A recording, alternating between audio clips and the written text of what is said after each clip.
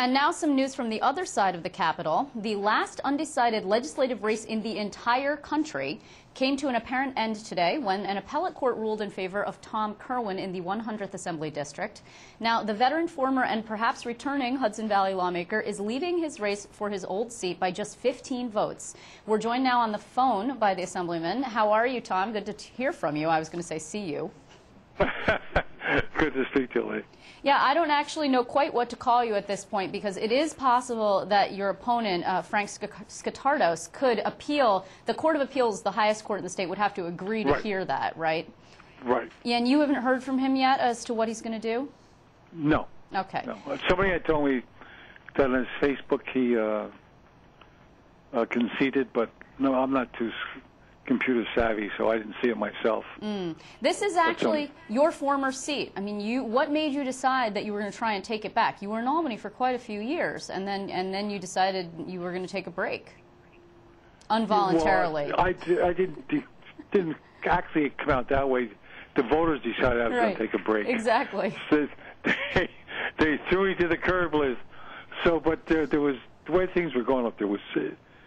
Especially the last couple of years, was so dysfunctional, and I was so wanting to get in the middle of that and throw some bombs.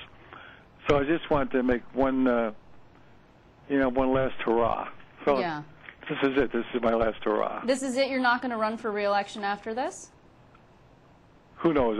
But at my age, it might be presumptuous to even think I'd be around that much longer, Liz. But no, certainly, I want to do for the 2 years. There's so many things I wanted to do that it looks like finally we're going to be able to get done. Yeah, you know, because with Cuomo, he's practicing what we as a Republican minority were preaching for all those years. What do you think of that? Nice to be able to sustain his vetoes. Yeah, well, that's interesting, right? I mean, if I'm not mistaken, the addition of you to the Republican conference breaks the Assembly Democrats' veto-proof majority, does it not? Right. Right. Right. Now, the Assembly Speaker has said in the past that, he doesn't think that's any big deal. I mean, in the past, it's hard enough for him to keep his Democratic conference together because they're so disparate. You've got upstaters and downstaters, conservative Democrats, liberal Democrats. Do you believe that this is actually significant, not just for yourself personally, but for the whole chamber?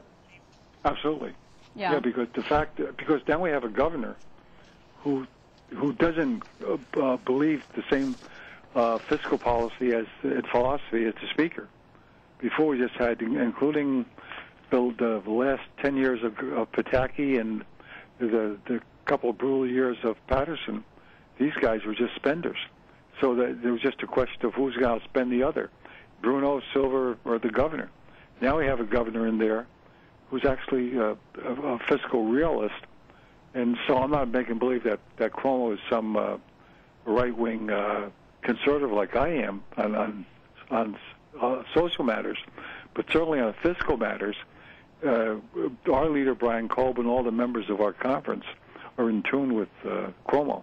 So we'll be supporting him when the inevitable expenditures come from Skelos and Silver to go back to the spendthrift ways. So you actually think that Skelos, and that we're talking about the Senate Majority Leader Dean Skelos, that he's actually going to cave and seek to put additional spending back into the budget? He's a Republican.